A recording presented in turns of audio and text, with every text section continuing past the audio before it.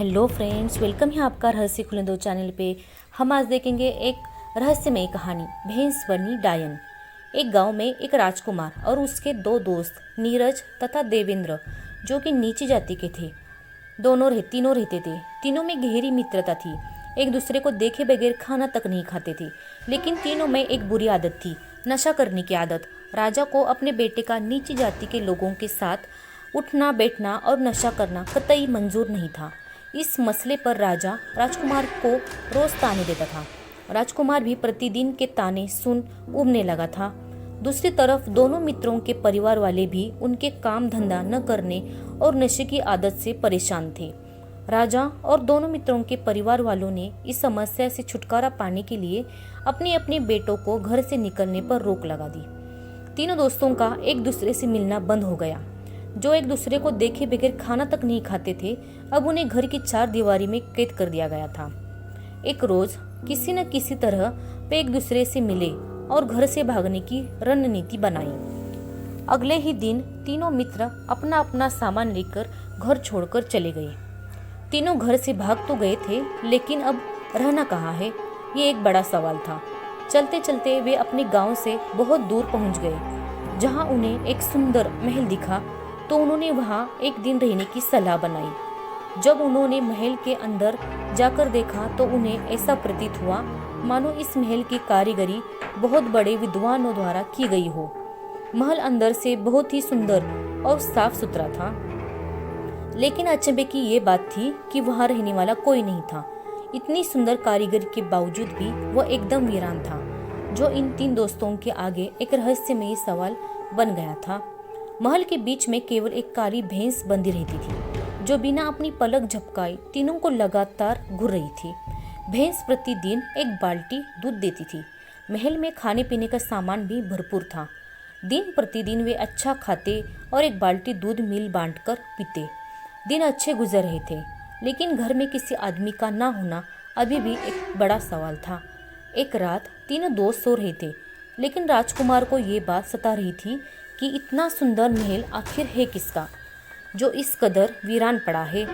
अचानक राजकुमार की नज़र खिड़की की ओर पड़ी, जहां एक बहुत ही सुंदर स्त्री राजकुमार को इशारा कर अपनी ओर बुला रही थी।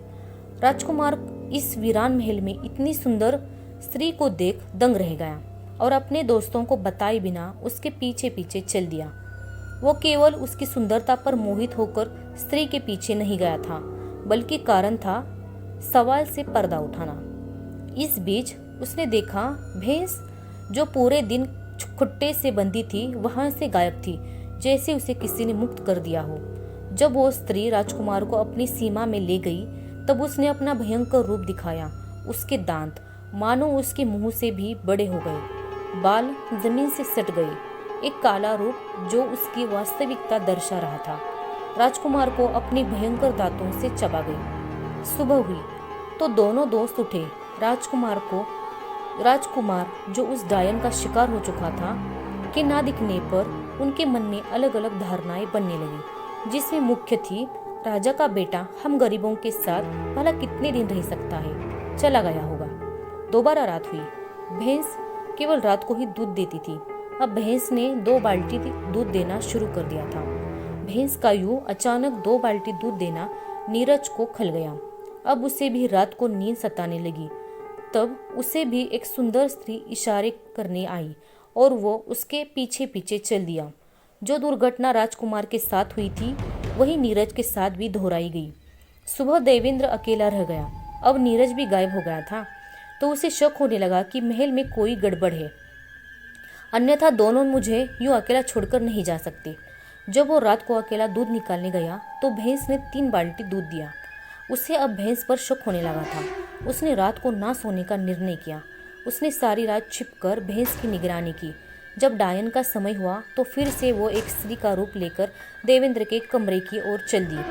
इस दृश्य को देख देवेंद्र अत्यधिक भयभीत हो गया। अब उसके पास वहां से भागने के अलावा और कोई दूसरा पर्याय नहीं था। उसने वहां से भागता देख डायन अपने भयंकर रूप में आ गई और भागते भागते दोनों महल के बाहर पहुंच गए। देवेंद्र डायन से बचने के लिए पेड़ पर चढ़ गया। सुबह होने में कुछ ही पल बचे थे। देखते ही देखते सुबह होने लगी। दूर से एक राजा अपने घोड़े पर सवार वहां से गुजर रहा था। राजा को देख डायन ने दोबारा से सुंदर स्त्री का रूप बना लिया। राजा स्त्री को देखते ही रुक गया और उसकी सुंदरता देख उसे अपनी रानी बनाने का निर्णय कर लेता है। राजा ने देवेंद्र से, जो पेड़ पर चढ़ा था, स्त्री का मोल भाव किया, असल में डायन का। देवेंद्र तो डायन से मुक्त होना चाहता था। उसने कहा, राजा 5,000 रुपए दो और स्त्री ले जाओ। राजा अपने साथ उसे अपने महल ले आया। वहां पहुंचकर डायन को पता लगा कि राजा की पहले से ही सात रानियां हैं, जिसमें सबसे छोटी रानी का आज ही बच्चा हुआ है। डायन को बच्ची की खुशबू आने लगी।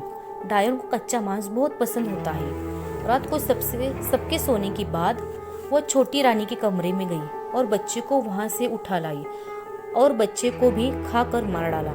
अगले दिन सुबह जब बच्चा ढूंढने से भी नहीं मिला तो ये सबके लिए एक रहस्य बन गया। राजा की सबसे बड़ी रानी बजरंगबली की भक्ति थी। उसे महल में डायन होने का एहसास होने लगा था। वह समझ चुकी थी कि राजा एक रानी के रूप में महल में डायन ले आए हैं।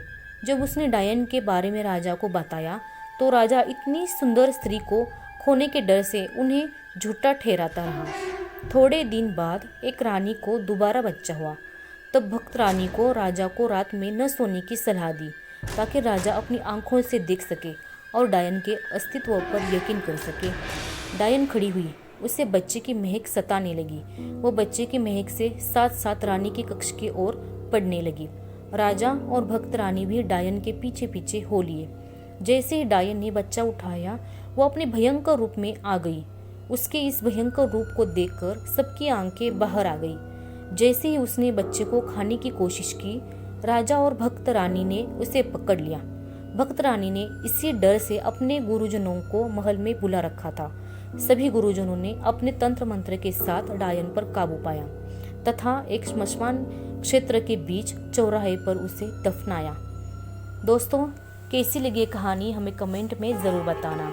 ऐसे ही कहानी देखने के लिए हमारे चैनल को लाइक, सब्सक्राइब और शेयर ज़रूर करिएगा। फिर मिलते हैं और एक नई ऐसे ही रहस्यमयी और डरावनी कहानी के साथ अगले वीडियो में।